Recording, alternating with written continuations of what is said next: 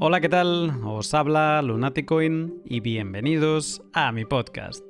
Una de las cosas que más me maravilla de Bitcoin es su simple pero genial diseño, que conjuga diferentes técnicas criptográficas. Esa genial simplicidad formal alcanza una profundidad infinita cuando sale fuera de lo puramente tecnológico y afecta a campos como la economía, la política o la filosofía. De esta parte sencilla, de la parte de la criptografía, vamos a hablar hoy con mi invitada, con la que desmenuzaremos los diferentes elementos criptográficos de Bitcoin, en el que considero es un pod magistral. Te cuento más en un minuto, pero antes déjame que te hable un momento sobre mis sponsors. HODL HODL es la plataforma web para la compra-venta de Bitcoin entre particulares y sin la obligación de pasar ningún proceso de KIC. Es un mercado abierto para todos los que quieran participar, tanto para tomar una oferta de compra o venta ya existente, como para crear una oferta de compra o venta. En estos momentos de movimientos bruscos de Bitcoin, las ofertas de venta empiezan a escasear, así que anímate a no esperar. Tanto si quieres comprar como vender, pon tu oferta con alguna condición favorable para la otra parte y en breve alguien ejecutará el contrato. Y todo siempre con la seguridad total que da HODL HODL al comprador, que no ha de sufrir ante la posibilidad de perder fondos. Anímate a tomar parte en el mercado de hodlhodl.com y acumula tus bitcoins de forma soberana y sin KIC. Y recuerda que si te registras utilizando el código Lunaticoin, recibirás un descuento en las comisiones para siempre. Bitrefill es la empresa Bitcoiner que te permite vivir gracias a tus Bitcoin. Si no conoces todavía Bitrefill, vale la pena que lo pongas en tu catálogo mental de empresas interesantes, porque en su web bitrefill.com puedes consumir numerosos servicios sin tener que pasar a dólares o euros. Puedes recargar tu teléfono móvil en todas partes del mundo y también conseguirte numerosas tarjetas regalos de establecimientos como MediaMarkt, IKEA, Carrefour, Cepsa o Nike. Y todo, como no, sin KIC, sin tener que dejar tus datos. Vas, seleccionas el servicio, haces la transferencia de Bitcoin que te solicitan y ya. En breves minutos recibirás en tu email tu cupón para consumir en el establecimiento deseado. Échale un vistazo a la enorme oferta de productos que tiene Bitrefill siguiendo el link de la descripción y sorpréndete de lo que realmente sí puedes consumir con Bitcoin.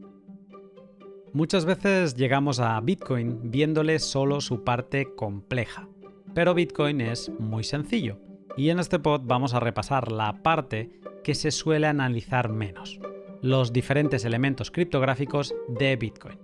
Desde la criptografía asimétrica o criptografía de clave pública, no confundir con criptografía simétrica, que esa es un poco la tradicional, la clásica. Luego también hablando de Diffie-Hellman, RSA, clave privada en la parte de aleatoriedad y entropía, clave pública en la parte de generación en curvas elípticas, operación módulo, propuestas europeas de cifrado postcuántico, funciones hash criptográficas, SHA-2 y SHA-3, firmas ECDSA y Schnorr y, para terminar, los Merkle Trees. O dicho de otra manera, el pod de hoy va sobre cómo Bitcoin se apoya en la criptografía para pasar de un número muy grande, que es nuestra private key, a generar nuestra clave pública, a codificarla en una address, a construir una transacción y firmarla, y a estructurar un bloque Bitcoin. Todo este extenso repaso por la criptografía de Bitcoin con la criptógrafa y catedrática de la Universidad de La Laguna, Pino Caballero. Sin más, te dejo con el pod.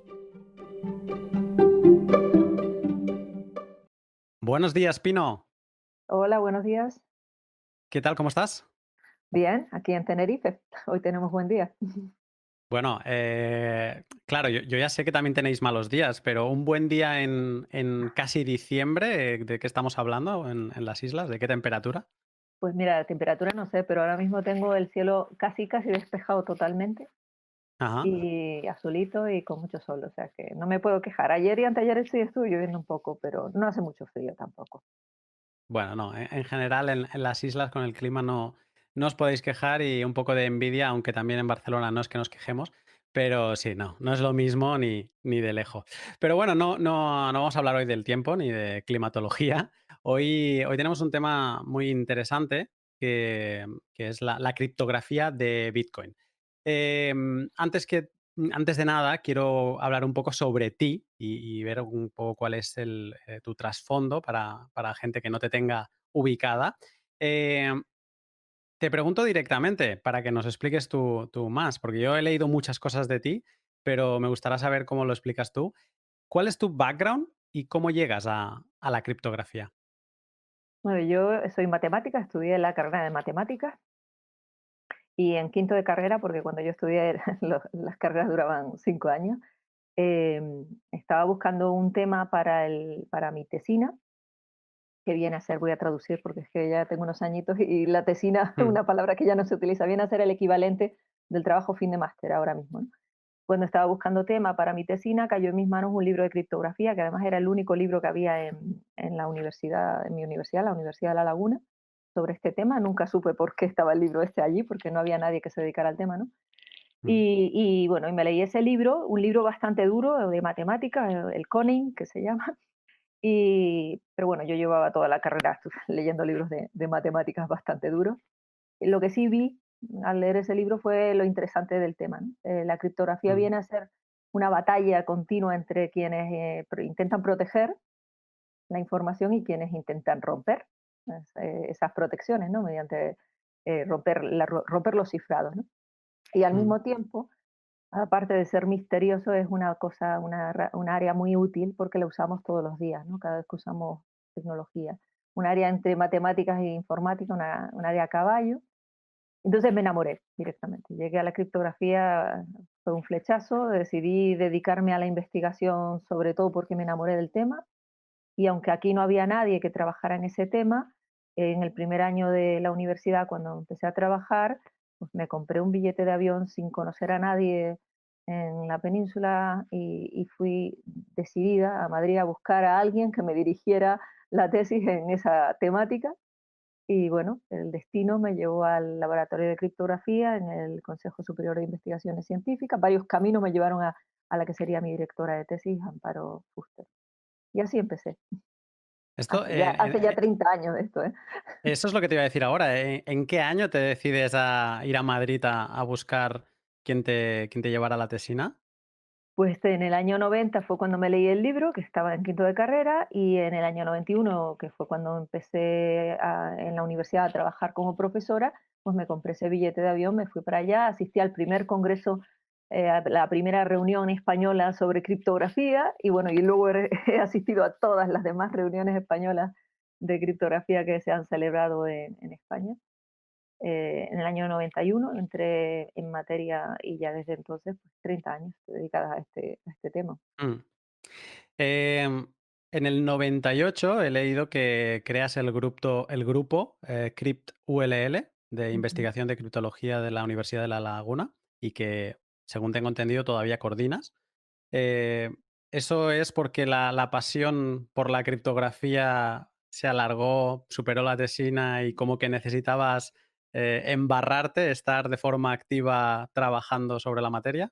Exactamente, mi grupo, el grupo Cryptool, al principio éramos solo, lo creé cuando entró en el departamento la que sería mi mano derecha durante muchos años, Candela Hernández, lo creamos nosotras dos, somos matemáticas las dos, pero luego pues ha ido creciendo, ha llegado a tener hasta 14 miembros, 15 me parece incluso.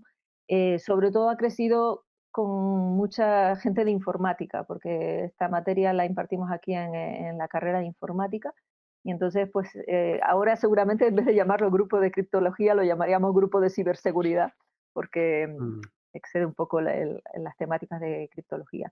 Pero vamos, a mí me entusiasma mi tema, me entusiasma mi trabajo y aunque haya estado 30 años trabajando en ello, yo sigo al mismo ritmo o más de involucrarme en todo lo que es la investigación en criptología que al principio. No he perdido para nada la pasión por el tema. mm. ¿Conoces Bitcoin? Pues, yo intento ser siempre honesta y decir que de Bitcoin, conozco hasta cierto punto. Reconozco que no me interesó mucho el tema hasta hace poco tiempo, ¿eh? Relativamente Ujú. poco tiempo, y que lo conozco a nivel de investigación, sobre todo en relación con blockchain y con smart contracts. En mi grupo sí Mm. hay gente que invierte en bitcoins. Yo tengo que decirlo porque siempre digo la verdad, intento decir siempre la verdad. Jamás he comprado un bitcoin. Igual un día de Vale. estos lo hago. Porque es verdad que dentro de mi grupo hay gente muy forofa y que me anima. Entré en materia, ya digo, a través de la vía de blockchain y de smart contracts hace 3 años, en 2017. Y entré codirigiendo un trabajo fin de máster en la Universidad Oberta de Cataluña Ujú. sobre una aplicación de blockchain en logística, ese trabajo lo codirigí con mi gran amigo Jordi Herrera, que no sé si lo conoces, pero les recomiendo que lo conozca, uno de los mayores expertos en España en blockchain. Ujú. Ese mismo año impartí una charla sobre este tema en el Congreso Novagov, Innovación Pública, y desde entonces ya me enganché un poco a la temática y he publicado algunos papers, algunos artículos sobre aplicaciones de blockchain y de smart contracts en temas como la gestión de emergencias, el transporte, la logística. He dirigido unos cuantos trabajos fin de grado. Ese es, digamos, es mi nivel de conocimiento de la materia, ¿no? Ujú. ¿Has notado en estos 30 años, claro, tienes como una visión bastante panorámica del interés que han podido tener los estudiantes por la criptografía? ¿Has notado un reciente mayor interés desde que Bitcoin apareció en 2009? Pues ahora que lo dices, probablemente exista esa relación. Es verdad que cada vez hay más interés. Este año, por ejemplo, en el máster de ciberseguridad e inteligencia de datos que dirijo, tenemos más del doble de alumnos que el año pasado. Es verdad que la matrícula en todas las carreras ha crecido, ¿no? Pero cada día, cada año hay más interés en todas las materias que rodean la ciberseguridad y en criptología en concreto, y probablemente haya una gran parte, una parte de ese estudiantado que es por la influencia del Bitcoin. Es posible, sí, ciertamente. Mm. Eh, ahora te querré preguntar, ¿no? Y repasar contigo temas relacionados de criptografía y Bitcoin. Pero claro, estamos aquí hablando criptografía, criptografía. Eh, Me gustaría preguntarte, para alguien que lleva tanto tiempo reflexionando sobre el término, ¿qué es la criptografía y para qué sirve? Pues yo, después de 30 años, ya me he buscado una definición bastante sencilla de lo que es la criptografía. Antes daba la definición básica, esta es, digamos, la tradicional de viene del griego, criptos y grafía y tal, pero bueno, ya eso lo he dejado atrás. Y ahora digo, la criptografía es la base matemática de la ciberseguridad. Yo creo que es la forma más fácil de entenderlo, ¿no? La ciberseguridad tiene una base matemática, esa es la criptografía, se utilizan cifrados como herramienta primitiva, la base, ¿no? El ingrediente básico de toda la criptografía. Y si existe criptografía es porque existe la otra parte, es decir, como decía antes, ¿no? Quien intenta romper esos cifrados, ¿no? Que viene a ser utilizando el área que se conoce como criptoanálisis, ¿no? Si juntas Ujú. criptografía y criptoanálisis, nace el concepto criptología, que es la suma de las dos. Si no existieran los que están intentando romper, no existirían los criptógrafos, es decir, que Mm. existimos uno gracias a la existencia de los otros. Y antes la criptografía se utilizaba para cosas, bueno, tradicionalmente se usaba siempre para proteger el secreto, ¿no? Para Mm. proteger la confidencialidad y punto, ¿no? Pero ya desde finales de los 70 se utiliza para muchas otras cosas, pues mira, como blockchain, por ejemplo, como Bitcoin, como firma digital, como control de acceso, votaciones electrónicas y un sinfín de protocolos criptográficos, de manera que antes lo usaban solo los militares y los políticos, pero ahora lo usamos todos, ¿no? Criptografía usamos todos, todos los días, en todos los momentos, cada vez que usamos tecnología, ¿no? Mm. ¿Es posible entonces con criptografía gozar de cierta confidencialidad en Internet o utilizando ordenadores? Bueno, de hecho, sin criptografía no podríamos. No podríamos usar Internet, no podríamos usar el móvil, no podríamos ir al cajero, no podríamos hacer prácticamente nada de lo que hacemos todos los días, porque todas esas conexiones, cada vez que hay una comunicación electrónica, el derecho a la confidencialidad de nuestras comunicaciones está legislado, ¿no? Es uno de nuestros derechos y la forma de poder hacer, o sea, poder utilizar ese derecho es utilizando criptografía, ¿no? Así que Mm. sí que es necesario y lo usamos sin darnos cuenta. Es una de esas cuestiones que usamos sin darnos cuenta, ¿no? Mm. En este pod quiero caminar contigo paso a paso por los diferentes componentes de Bitcoin para repasar qué elementos criptográficos tiene la invención de Satoshi Nakamoto, su creador. Que, por cierto te pregunto, ¿qué te parece que el creador de Bitcoin siga siendo anónimo? Y bueno, y de hecho desde 2010 está como desaparecido. Bueno, yo voy a ser de nuevo honesta. El derecho al anonimato es de lo que estamos hablando, ¿no? Antes hablaba Ujú, del derecho a la confidencialidad, ahora hablamos del derecho al anonimato. Es uno de los derechos que está confirmado legalmente en algunos ámbitos, ¿no? Como por ejemplo en las comunicaciones telefónicas, etcétera. Pero en otros ámbitos como Internet o como el de las publicaciones científicas, no se entiende tan bien, ¿eh? Yo voy a ser honesta, aunque igual lo que digo no le cae bien a todo el que me escucha, ¿no? Por una parte, en las publicaciones científicas sí sabemos, quienes nos dedicamos a esto, que es muy recomendable que durante el proceso de evaluación, de revisión de los papers, haya anonimato, ¿no? ujú, Por ambas partes, ¿no? Tanto de autor como de los referees, pero cuando ya un paper es publicado, lo normal es que los firmantes se sepa quiénes son. Ujú. Eso es la práctica científica más habitual, ¿no? Y en un caso como este, con tanta repercusión como tuvo ese paper famoso, ¿no? Repercusión incluso económica, ¿no? ujú. Ustedes lo saben mejor que yo, ¿no? Yo personalmente, sin que mi opinión tenga más validez que la de otros, ¿eh? Yo habría preferido saber quién está detrás, o sea, yo habría preferido saber quién es Satoshi Nakamoto y así poder valorar no solo no solo, digamos, el valor científico, que eso ya queda reflejado por el paper, ¿no? Que es un paper muy interesante, sino por si hubiera intereses no científicos, ¿no? Mm. Yo lo hubiera preferido, pero bueno, sé que esto igual no le gusta a todo el misterio ese que rodea a la Sí. figura, pero yo siempre intento decir lo que pienso y eso es lo que pienso, ¿no? ¿Es por algo relacionado para, digamos, salir de dudas de que no haya ninguna institución, ninguna agencia como la NSA detrás o algo por el estilo? Pues mira, en criptografía llevamos muchos años. Yo recuerdo los primeros artículos que leí, que los conseguí, pues eso, en Madrid, no puedo decir dónde, pero que tenían el sello de confidencial y demás, ¿no? En criptografía Mm, muchos años estuvo prohibido que las publicaciones sobre la materia salieran de Estados Unidos, por mm, ejemplo. A mí, yo es que soy muy de open, ¿no? Y este tipo de cosas, por ejemplo, los estándares de criptografía tienen que, ahora mismo ya se reconoce que tienen que seguir unos procedimientos públicos abiertos, ¿no? En criptografía, el principio de Kerckhoff, que es muy conocido, dice que todos los algoritmos que se quieran utilizar para demostrar su seguridad tienen que ser abiertos, estar expuestos al escrutinio público y eso le aporta más seguridad porque se sabe qué algoritmo hay. Pues lo mismo para esto, ¿no? Si tú sabes quiénes están detrás, te fías más. Pero bueno, esto es una opinión, como digo. interesante. Me gusta porque es bastante disonante con el estándar del ecosistema, ¿no?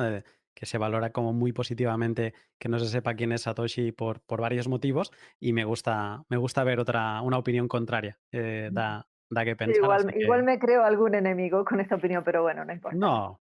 No creo, no creo. Eh, perfecto, pues saltando ya así a la parte de criptografía que podemos encontrar en Bitcoin. Bitcoin es una red descentralizada diseñada para enviar y recibir valor. Para poder enviar y recibir valor de forma descentralizada y segura, Bitcoin utiliza criptografía de clave pública o criptografía simétrica. Con la clave pública recibe fondos y con la privada los gasta. ¿Podrías explicar qué es la criptografía de clave pública o asimétrica y dónde encontramos sus orígenes? Pues bueno, la criptografía de clave pública es una de las partes más interesantes de la criptografía.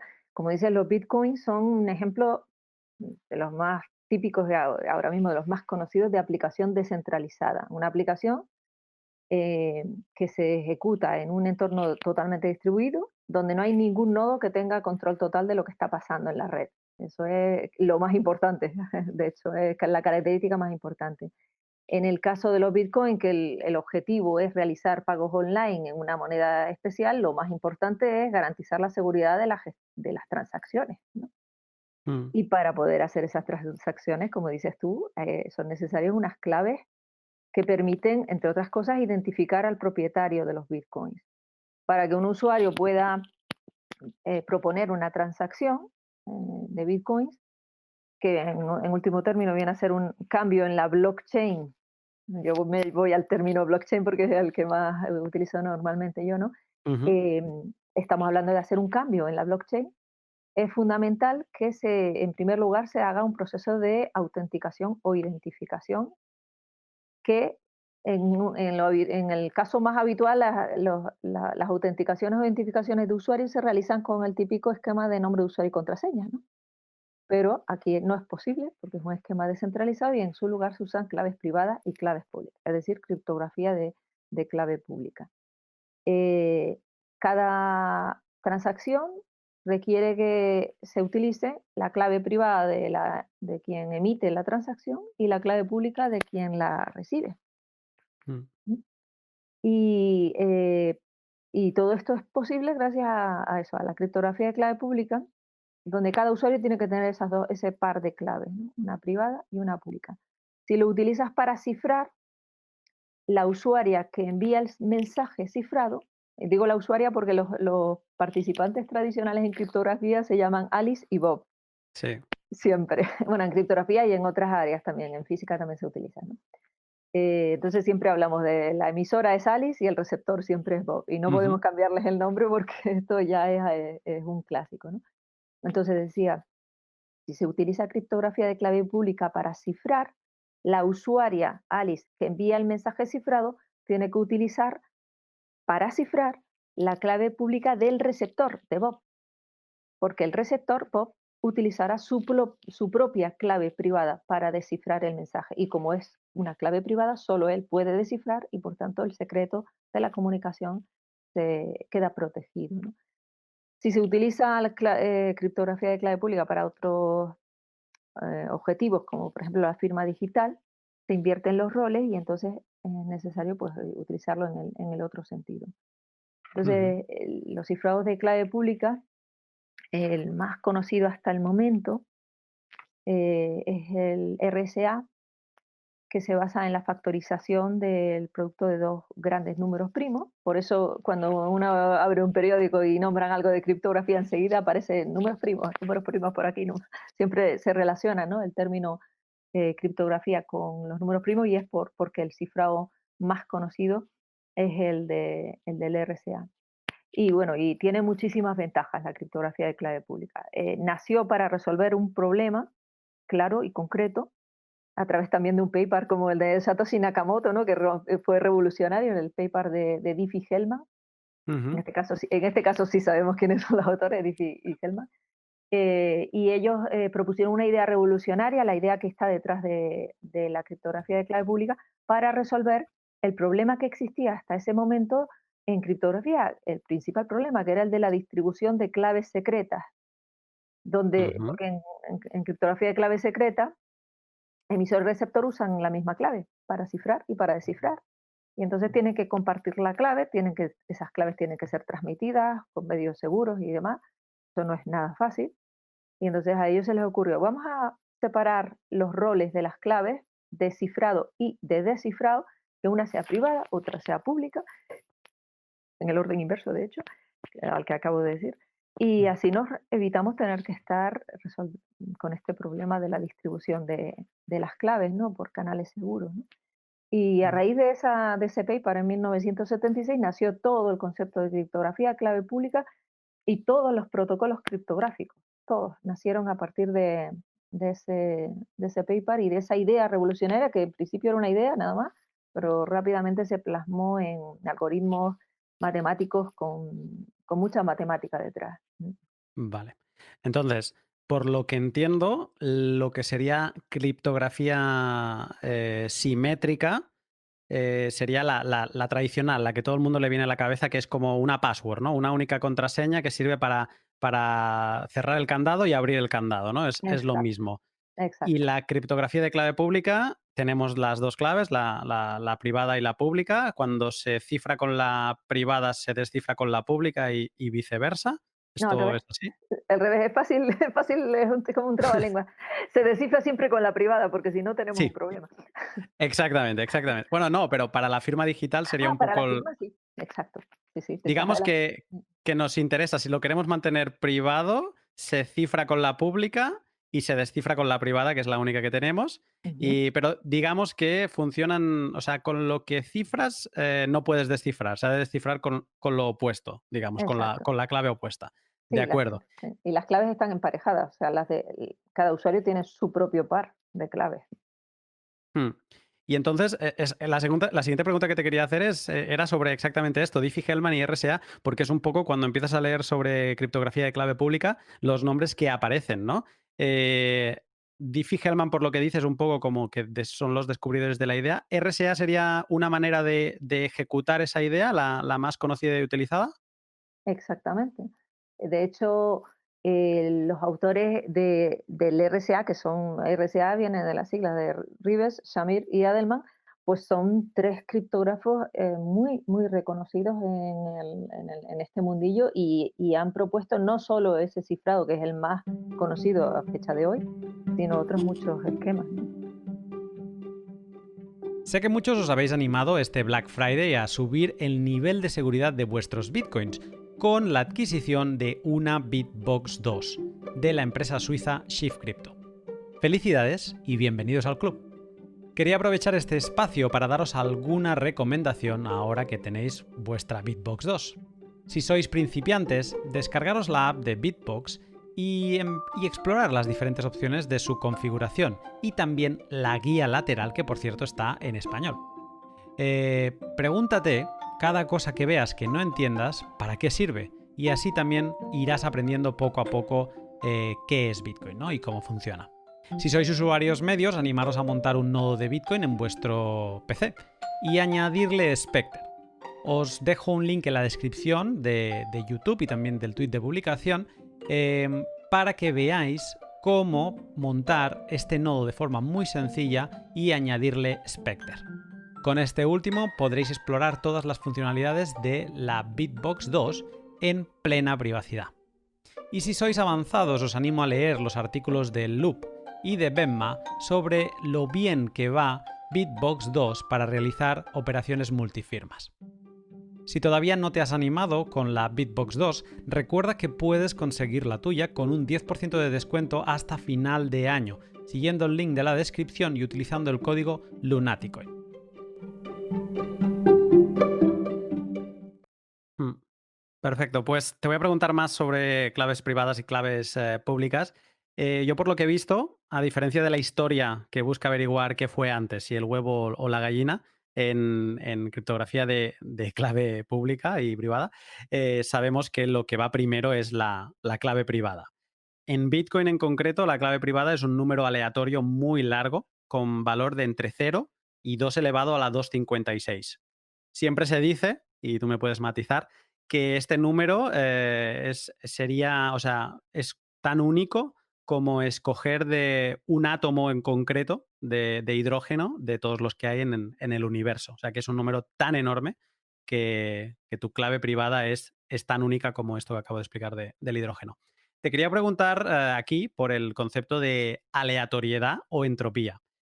En Bitcoin tenemos wallets de software o de hardware que seleccionan este número aleatorio, nuestra clave privada, la seleccionan por nosotros. Se apoyan en un dispositivo de hardware para crear números aleatorios y la verdad es que pensando sobre esto, pues te das cuenta de lo importante que es escoger un buen número aleatorio, ¿no? Y en general pensar sobre la aleatoriedad de las cosas. Em, ¿Qué tan importante es la aleatoriedad en la criptografía? Pues muchísimo. El concepto de aleatoriedad está detrás de casi todo. y en particular está detrás, es la base de la generación de las claves y de las contraseñas.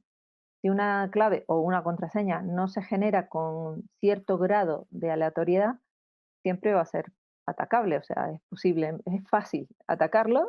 Por ejemplo, en el caso de las contraseñas, tenemos los famosos ataques del diccionario que se basan en que la mayoría de nosotros, me voy a incluir incluso yo, utiliza las mismas contraseñas, ¿no? No usamos contraseñas aleatorias, sino que usamos los típicos, pues mira, sigue, pasan los años y cada vez que sacan el listado de las contraseñas más utilizadas, siempre sale en el top el típico 1, 2, 3, 4, ¿no? Como Sí. contraseña más utilizada, ¿no? Em, hay un único cifrado con secreto perfecto que se utiliza en claves realmente aleatorias. Los demás cifrados y las demás herramientas y protocolos criptográficos que utilizamos, incluso el que acabas de nombrar para generar esas claves, son algoritmos que realmente generan valores que intentan acercar a la aleatoriedad, que intentan tener unos rasgos aleatorios precisamente para evitar esos posibles ataques como el que acabo de nombrar. Entonces, en ese caso, el término que se debe utilizar formalmente es el de pseudo aleatoriedad, porque siempre se pueden generar utilizando una semilla y utilizando un algoritmo. Es decir, siempre se pueden replicar y, por ejemplo, en el caso de una comunicación cifrada, se pueden generar en cada uno de los dos extremos de la comunicación el mismo parámetro, ¿no? Lo digo porque la palabra aleatoriedad pura solo existe en algunos, por ejemplo, con una moneda equilibrada, un dado equilibrado o con un proceso cuántico. Si no utilizas algo así, y eso no es replicable, obviamente, lo que estás haciendo es hablar de generar valores pseudoaleatorios, que pueden ser muy buenos. O sea, de hecho, en criptografía se exige un alto grado de pseudoaleatoriedad, de características aleatorias para esos algoritmos que se utilizan, ¿no? Mm. Recientemente he estado investigando en esta parte aplicada en Bitcoin y propuse un sistema para calcular tu propia entropía en la creación de tu llave privada de Bitcoin y yo me apoyaba en una moneda. Ahora acabas de mencionar una moneda bien balanceada. Mm. Eh, una moneda que no sea especialmente balanceada, sino las que tenemos en nuestro bolsillo. ¿Sería suficientemente buena para dar una aleatoriedad entonces o no? Hombre, sí, la mayoría de las monedas, salvo que sean intencionadamente creadas para ello, tienen un desequilibrio, digamos, variable y poco controlable. Entonces, yo sí creo que una moneda puede ser una buena fuente en general, ¿no? De valores aleatorios, ¿no? Mm. Siempre las utilizamos, ¿no? Ayer mismo, precisamente, tuve que lanzar una moneda para tomar una decisión al azar. Ah, mira, no, y al final ahora estaba Casualidad, pensando sí. en todos los partidos de fútbol, se lanza la moneda, Sí. para escoger campo. Bueno, sí, al final se relaciona el azar, o la suerte, ¿no? Bueno, el azar mejor, con el hecho de lanzar una moneda. Y a mí Ujú. me parecía muy interesante todo esto de Bitcoin, que siempre parece como tan relacionado con ordenadores, y efectivamente lo es, pero que se puede empezar a construir de una manera tan sencilla como con una moneda, un papel y un bolígrafo. Ujú. Perfecto. Clave privada. Un número muy largo que debe ser aleatorio y es importante tener una fuente de buena aleatoriedad. Saltamos a la clave pública, porque aquí es donde para muchos mortales empezamos a hablar de metafísica. Eh, por lo que he entendido, y de nuevo, corrígeme cuando diga alguna barbaridad, me corriges, por favor. Ujú. eh, por lo que he entendido, toda llave privada tiene su equivalente llave pública. Es como un reflejo en el espejo. O sea, es siempre, digamos que es una pareja, ¿no? Van de la Ujú. mano. En Bitcoin, para encontrar la llave pública de nuestra llave privada, tenemos que utilizar criptografía, o no tenemos, utilizamos criptografía de curva elíptica. Y aquí voy a decir unas cuantas cosas que más o menos entiendo, pero que realmente suenan a ciencia ficción. En Bitcoin se utiliza la curva elíptica llamada SECP 256K1 y se define por la ecuación y elevado al cuadrado es igual a x elevado al cubo más 7. parece que lo que hacemos es multiplicar nuestra clave privada que hemos encontrado al azar por un número fijo que está en esta curva y que el resultado, que se puede ver de forma gráfica y cuando publique el pod, pues subiré alguna imagen para que se pueda ver, el resultado es como que esta clave privada va rebotando dentro de la curva elíptica, acaba convirtiéndose en la clave pública de Bitcoin. Aquí me toca preguntarte, ya me disculparás, pero no sé si encontrarías una forma para mortales de entender qué es la curva elíptica y por qué la utilizamos en criptografía. Bueno, no es trivial esta pregunta, porque la criptografía de curva elíptica, que es como acabas de comentar, ¿no? Es una variante de la criptografía de clave pública basada en las matemáticas de las curvas elípticas, digamos que no es la parte más trivial de la criptografía, no es tan fácil como las matemáticas que hay detrás del RSA, ¿no? Que no Ajá. es más que la factorización del producto de los números primos y ya está, ¿no? Estos sistemas, los basados en curvas elípticas, tienen muchísimo éxito, cada vez más éxito, de hecho, porque son más rápidos, más eficientes, utilizan claves más cortas que el cifrado RSA, que hasta todavía sigue siendo más utilizado que los elípticos, ¿no? Y el nivel de seguridad viene a ser equivalente. Entonces, no es de extrañar que en Bitcoin, que es un área novedosa, se apoye sobre curva elíptica, sobre criptografía elíptica, en vez de apoyarse sobre criptografía de RSA, ¿no? Basada en el problema de la factorización. Entonces, vamos a ver cómo lo explico. La criptografía elíptica se basa en el problema del logaritmo discreto elíptico, que viene a Mm. ser la versión elíptica del problema del logaritmo discreto eh, tradicional. Bueno, todo el mundo sabe lo que es un logaritmo, ¿no? Se basa Si lo en... pudieras explicar un poco así por encima, porque Sí, cuando hablo vale, con criptógrafos y matemáticos, claro, el problema del logaritmo discreto, claro, yo ya lo sé, pero sí, pero entiendo que de sí, primeras sí, es como, uff, sí, en frío, ¿no? sí, Todavía uf, si me pones en tema de materia, me entro en materia, vale. Bueno, en el problema del logaritmo discreto tienes una potencia calculada en matemática finita, es decir, donde siempre obtengas el valor que obtengas, tú lo llevas a un número limitado de datos, de 1 a 10 o de 1 a 1000, siempre, y no te puedes salir. Y si te sales, vuelves al principio de forma cíclica. No viene a ser esa, en eso consiste la matemática discreta. Si hay algún matemático que me perdone por esta definición tan de pie de calle, ¿no? Entonces, en el problema del logaritmo discreto, tú conoces la potencia, esa potencia calculada en matemática finita, conoces la base y la base sobre la que has calculado esa potencia y conoces el módulo que, digamos, define el tamaño del conjunto del posible de campo. resultados, el campo. Entonces, el problema del logaritmo discreto viene a consistir en que quieres obtener el logaritmo de la potencia que conoces en base a la base que conoces y en módulo el módulo que conoces. Es decir, que lo que quieres obtener es el exponente Ujú. sobre el que has hecho la operación una vez conocidos todos los demás parámetros. En eso consiste el problema del logaritmo discreto, es un problema difícil y demás. Entonces, en curvas elípticas, la versión de este problema es muy interesante porque, como decía, se manejan números mucho más pequeños.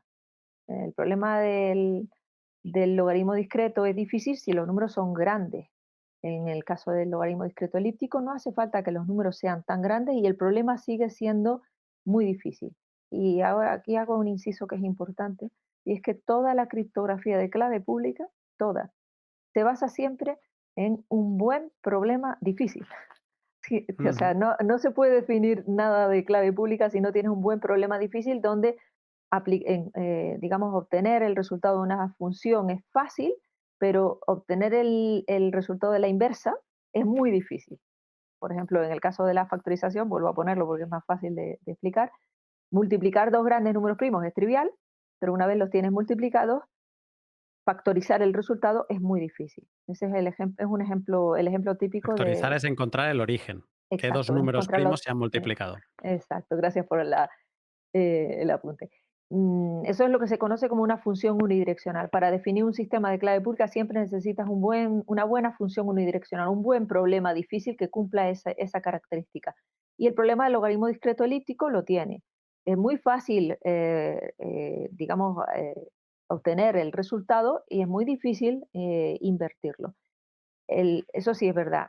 El problema base sobre el que se asienta la criptografía elíptica, en ese problema digamos, las equivalencias con respecto al problema del logaritmo discreto original son curiosas, porque en el logaritmo discreto original tenías un producto de enteros o una potencia, ¿no? Que es lo que antes Mm, decía. Y en el caso elíptico, que es el que manejamos pues, en Bitcoin, por ejemplo, y en muchos otros esquemas, el producto de enteros viene a ser la suma de puntos de la curva elíptica. Y, por tanto, la potencia sobre la que se define el problema del logaritmo discreto antes era una potencia de un entero elevado a otro entero, módulo otro entero, y en este caso, en elípticas, lo que tienes es el producto de un punto de la curva por una constante entera. Todo ello calculado en una curva elíptica, es decir, que obtienes otro punto. Entonces, digamos que esas son las analogías de los dos problemas. Tienes que obtener la constante a partir de los dos puntos conocidos y de la curva conocida, y es un problema muy difícil aunque estés usando números muy pequeños, que es digamos, la gracia de toda la criptografía lithium. Yo no sé si se ha enterado, si se ha es sí, difícil explicar esto. Ahí en hay audio. en audio es muy difícil, bueno, incluso en persona es precioso porque además puedes apoyarte en imágenes y viene bien Mm, que pongas la imagen de lo que es la suma de puntos de la curva elíptica para que se entienda cómo se realiza la multiplicación, el múltiplo de un punto de una curva elíptica y se obtiene otro punto de la curva elíptica y demás, porque realmente una vez ya entiendes cómo se hacen las operaciones en la curva elíptica, lo que es el sistema, el cifrado es muy sencillo, es pues, obtener un múltiplo de un punto y ujú, punto, no tiene más historia. Y como digo, mm, la criptografía elíptica tiene muchísimas aplicaciones y, por ejemplo, no solo se usa en Bitcoin, sino que se utiliza cada vez que navegamos de forma segura por Internet, cada vez que nos aparece el candadito, estamos usando criptografía elíptica. Cada vez que enviamos un WhatsApp, estamos utilizando criptografía elíptica, ¿no? Es interesante saberlo mm. y hay muchísima matemática detrás. Sí, yo he escuchado, bueno, te voy a comentar dos cosas. Una es que el uso de criptografía de curva elíptica es porque requiere, al poder utilizar números más pequeños, requiere mucho menor cálculo de los procesadores, pues del móvil, del ordenador, de lo que estemos utilizando, ¿no? Para descifrar, pues esto, ¿no? Una web segura o una transacción de Bitcoin, estemos verificando una transacción de Bitcoin. Y entonces digamos que como es interesante también por esa parte, ¿no? De que consumen menos recursos para una seguridad similar, que es lo que venías diciendo tú. Y ahora voy a hacer una abstracción Y yo que añadiría, sí, perdona que te interrumpa, yo añadiría, al requerir las claves más pequeñas, fíjate que a la velocidad a la que van creciendo la potencia de cálculo de los ordenadores, no solo son herramientas que tiene quien va a cifrar o quien va a utilizar ese cifrado, digamos, para proteger, sino para quien lo va a usar para romper. Entonces, los algoritmos, por ejemplo, basados en RSA, te obligan a estar haciendo crecer las claves, pero de una forma, a una velocidad muy grande para protegerte contra esos, digamos, enemigos que tienen cada vez equipos más potentes, ¿no? Y en mm. elíptica el crecimiento es más lento. Perdona que te haya interrumpido. No, de hecho creo que es interesante porque lo que he ido viendo, si aquí en Bitcoin estamos hablando de un número de 256 bits, o sea, 256 ceros y unos, creo que en RSA estamos hablando de 2048, ¿no? Bueno, no sé cómo será, cómo es el número exacto, pero que estamos hablando de varias magnitudes superiores de bits para una misma seguridad, ¿no?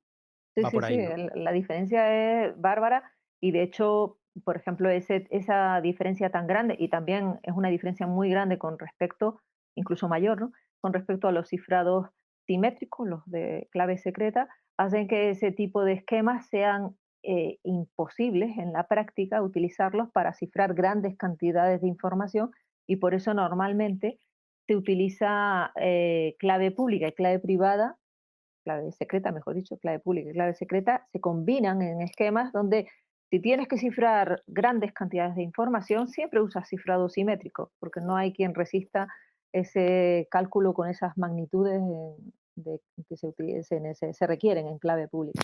Y la clave Mm. pública pues se suele utilizar en los entornos de lo que es la autenticación, el establecimiento de la clave secreta compartida, etcétera. Es digamos, es la mezcla perfecta para aprovecharse de lo mejor de cada uno de los dos sistemas, ¿no?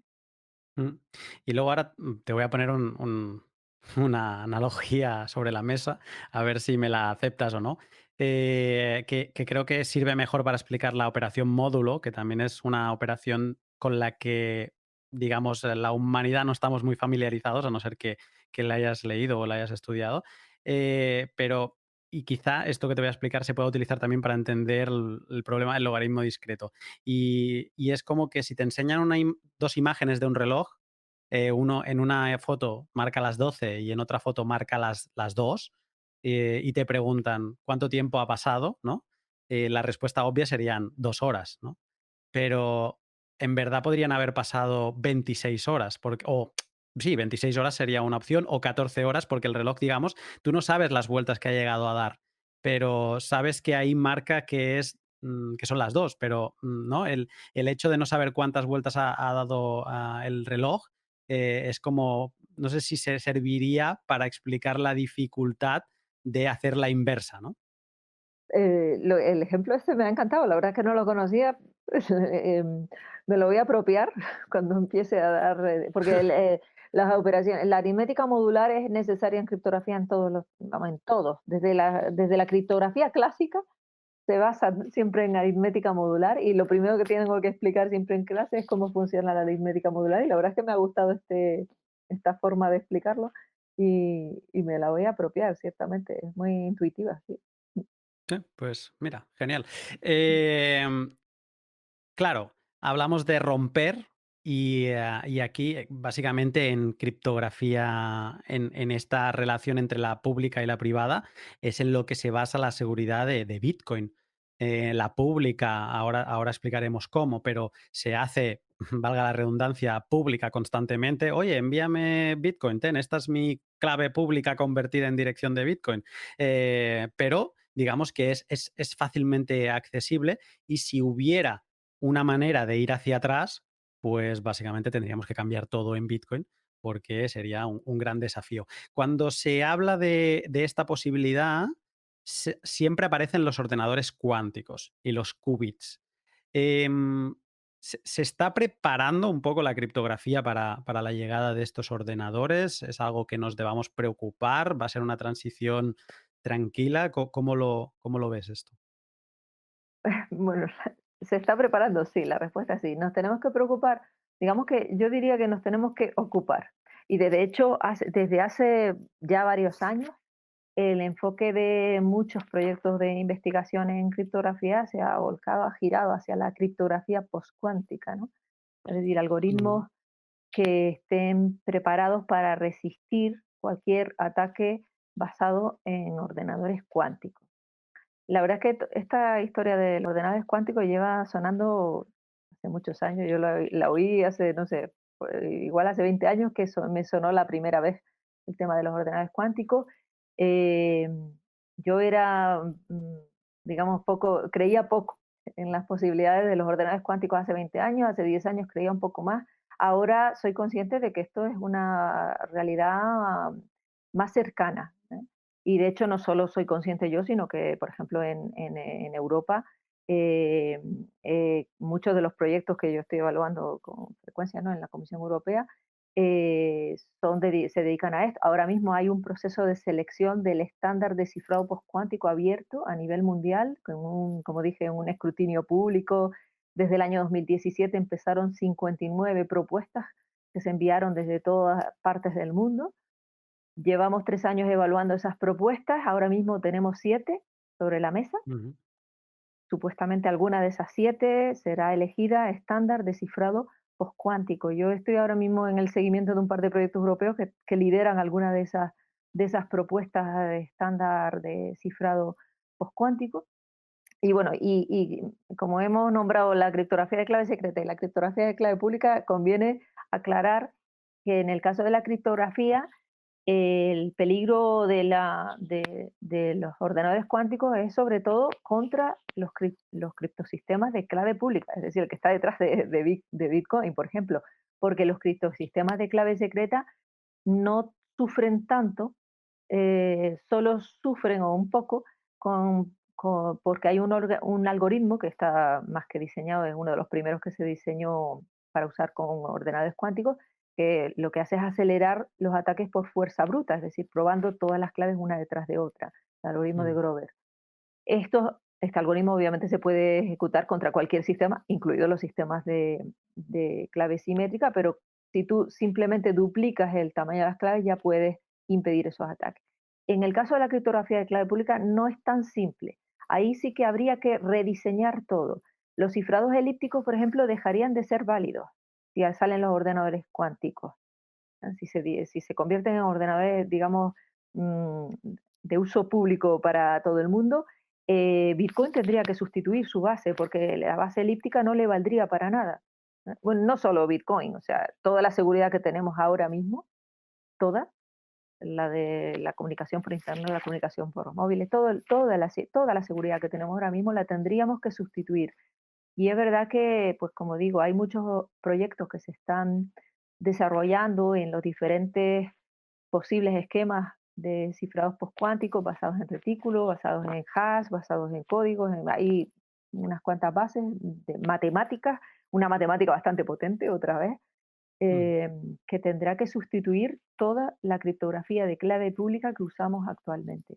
Y esto tendrá que estar preparado antes de que salgan los ordenadores cuánticos que vienen empujando, y lo sé de buena tinta porque tengo, por ejemplo, a uno de mis dirigidos que hizo la tesis conmigo, está trabajando ahora mismo en IBM Research en Nueva York y trabaja justamente en esto, en los ordenadores cuánticos, y digamos que de primera mano sé que esto viene empujando y viene fuerte.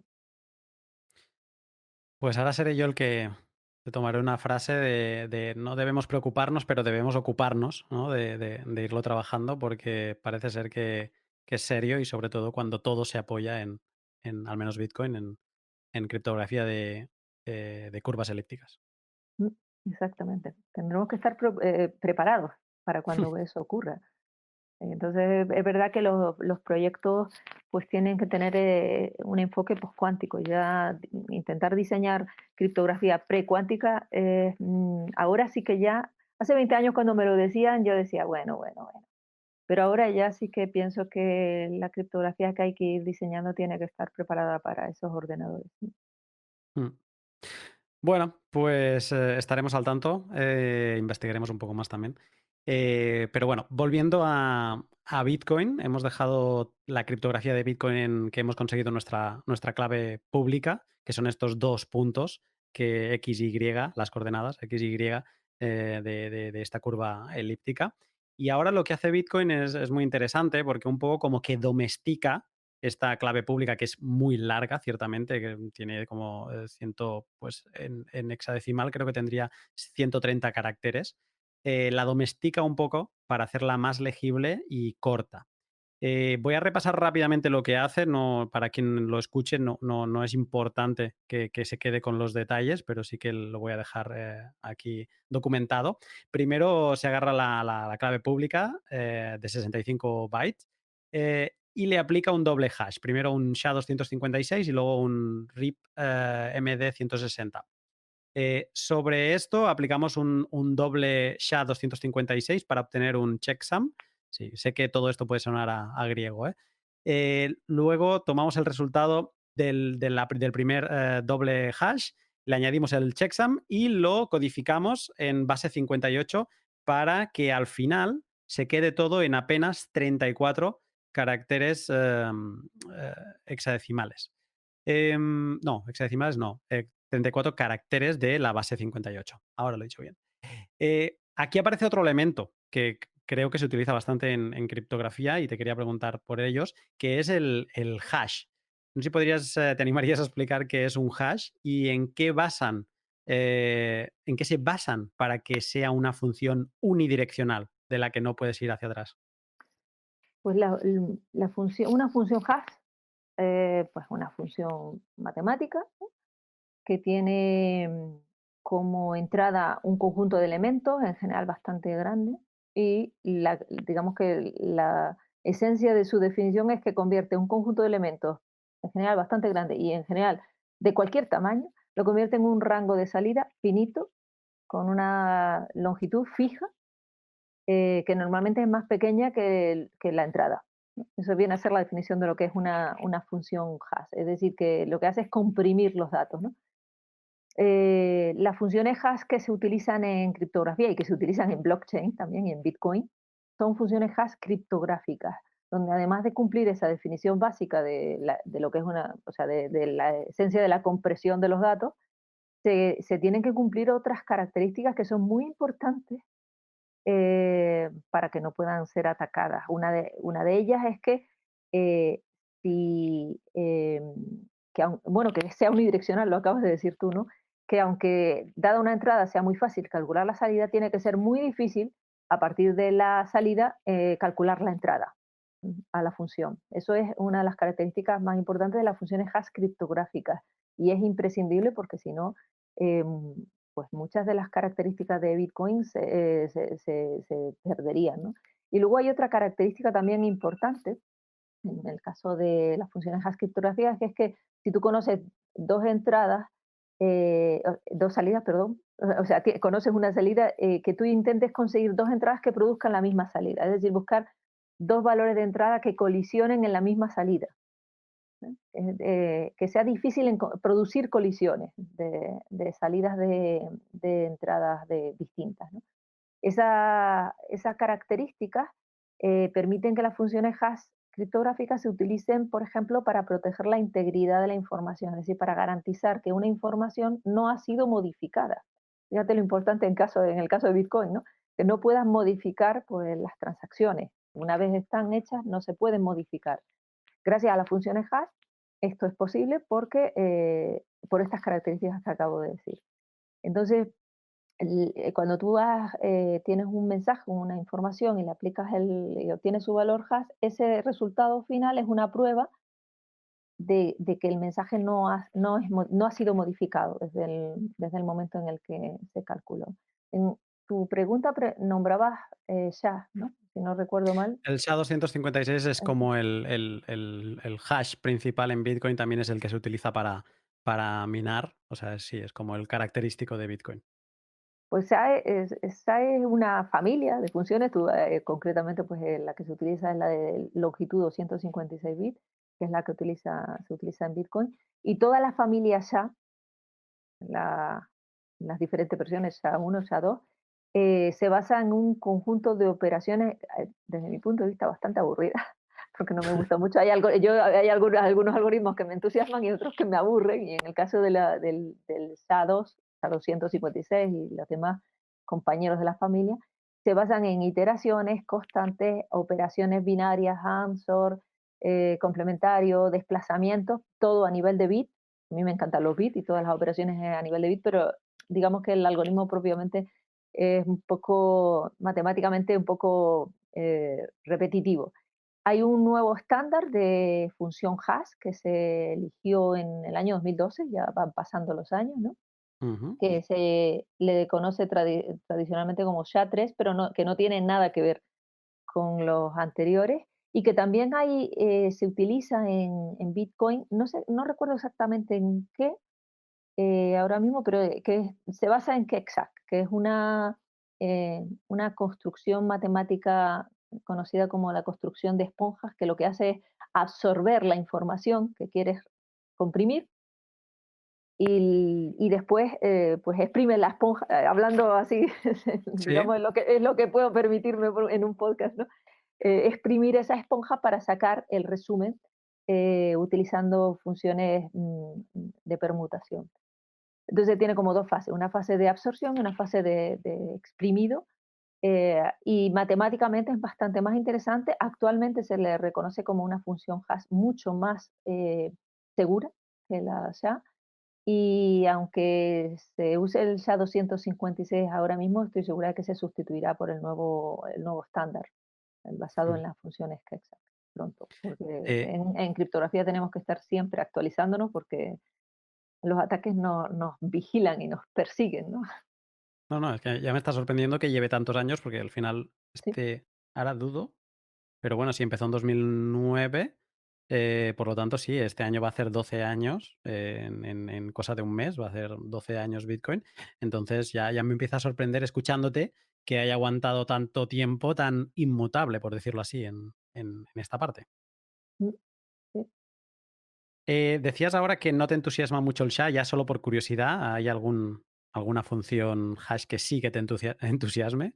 Bueno, la nueva el nuevo estándar Ah, que la llaman SHA-3, pero realmente no se llama SHA. O sea, no tiene nada que ver ni con SHA-1 ni con SHA-2. La llaman SHA-3 porque, digamos que en Estados Unidos tienen la costumbre, por ejemplo, cuando eligen un nuevo cifrado estándar, olvidan su viejo nombre y lo llaman, pues, por ejemplo, al Rheindael, que es el nuevo cifrado estándar. Bueno, ya no es tan nuevo, pero es el cifrado estándar. Le quitaron su nombre, que venía de la mezcla de los dos nombres de los dos autores, que eran belgas los dos, siguen siendo belgas, además uno de ellos lo conozco, y lo llamaron AES, que es Advanced Encryption Standard. Le cambian el nombre, vamos. Pues lo ajá. mismo ha ocurrido con la función hash estándar, que la han rebautizado y ahora se llama SHA-3, aunque no tenga nada que ver con las anteriores SHA. Pero a mí esta función hash estándar actual sí me gusta. Matemáticamente tiene bastante interés. Mm. Mm.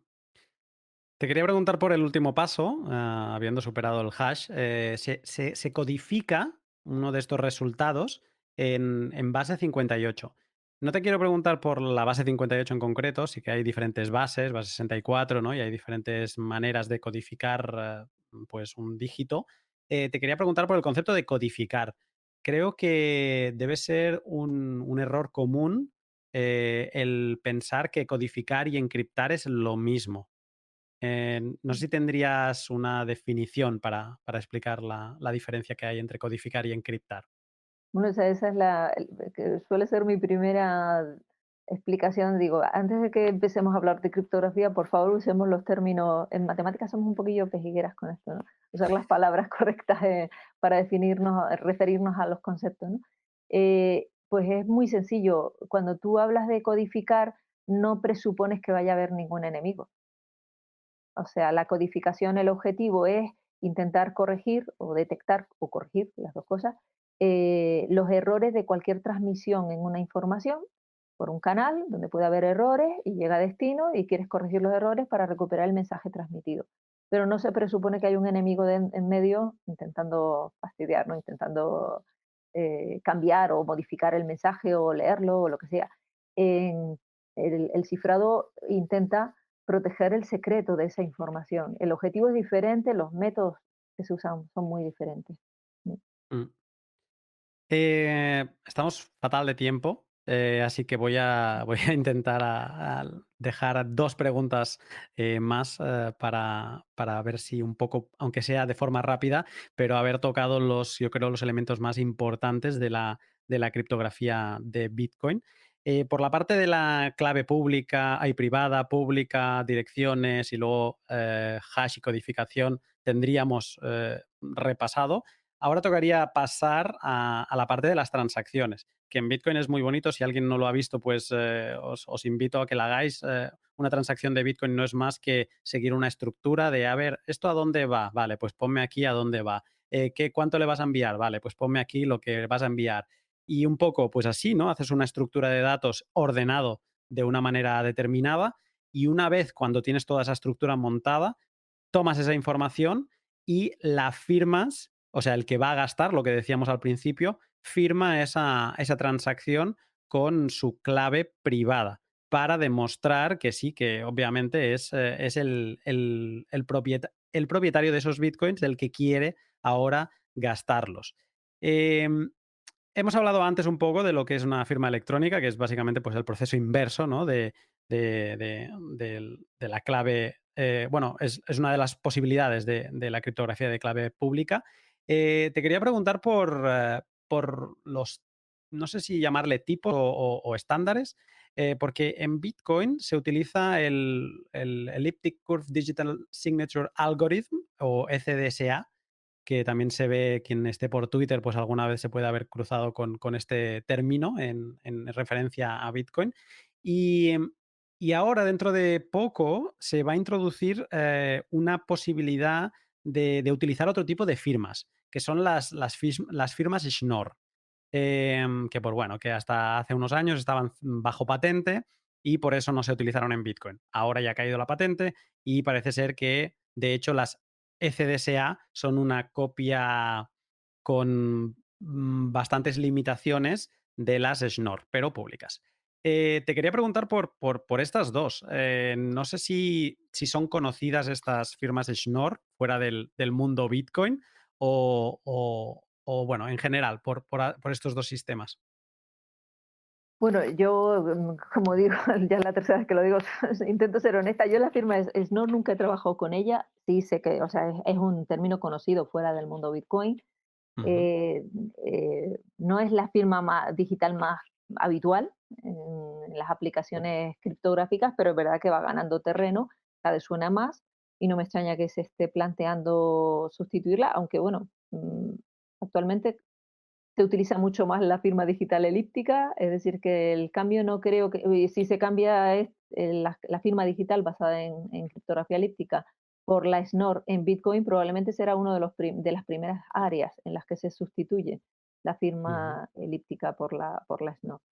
Eh, yo no conozco muy bien la firma Schnorr, seguro que estará, ahora me la miraré mejor cuando termine bueno, cuando tenga un rato, pero seguro que cumplirá las características y está diseñada de hace poco, de proteger bien la autenticación del origen, el no repudio del origen de la transacción, que es lo más importante, ¿no? Y también proteger la integridad de lo que de la transacción, porque si en alguna de las dos cosas falla o hay algún ataque contra alguna de las dos partes, pues esa firma digital estará en entredicho. Yo ahora mismo tengo que reconocer que no sé mucho de la firma Schnorr, pero me lo miraré, la verdad. Mm. Sobre todo Bueno, sabiendo que se están planteando ese cambio en Bitcoin, ¿no?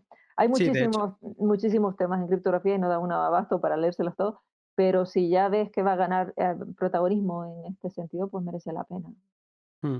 De hecho, es como más compacta, te permite, por lo poco que he ido leyendo y entendiendo, sobre todo, te permite, pues, o sea, como mecanismos criptográficos interesantes de como agregación de claves públicas en una única clave pública. Y bueno, eso para los sistemas de multifirma de Bitcoin, pues es muy interesante, ¿no? Porque al final, como en la blockchain queda todo almacenado, pues el hecho de poder como esconder tres claves públicas en una, Ujú. digamos que cuando escuchas a un criptógrafo hablar de las posibilidades que va a habilitar Schnorr en Bitcoin, parece que va a ser la panacea. Pero bueno, a mí me interesaba saber si era algo muy que solo sonaba en la escena Bitcoin o si también el concepto de firmas Schnorr era algo que existía más allá Sí, de... existe fuera de Bitcoin, existe, tiene esas propiedades, pero yo no soy, vamos, no he trabajado nunca en este tema. Mm. Y última pregunta, y aquí dejo que la hagas lo comprimida que quieras, por cuestión de tiempo, porque además sé que es un tema que te gusta en especial, es que dejando ya las transacciones, digamos que nos quedaría hablar de los bloques, y en los bloques hay una característica que son los Merkle trees, ¿no? Y es un poco como, digamos, en un bloque de Bitcoin se condensa la información de las distintas transacciones incluidas en el bloque, digamos, pues de nuevo, ¿no? Para poder tener una información que las defina a todas a la vez, pero que sea pequeña y concisa. No sé si te animas a dejar alguna pincelada sobre los Merkle trees. Es una pena que tenga poco tiempo porque este es justo el tema que más me interesa de todo, porque la estructura que sostiene los bitcoins es una blockchain, ¿no? Una cadena de bloques, y todo esto se sostiene sobre un concepto que es muy interesante, que es el concepto de confianza distribuida, ¿no? Que es todo, pues eso, registrar las transacciones en un libro contable que está compartido y que no permite el borrar ni modificar las transacciones. Y todo eso es posible gracias al blockchain, ¿no? Gracias a la cadena de bloques que se define utilizando funciones hash, que es lo que hemos estado hablando. Pero quizás la parte que una de las partes que más me interesa, me gustan mucho más los árboles de Merkel que las funciones hash, por ejemplo, cada uno tiene sus amores, ¿no?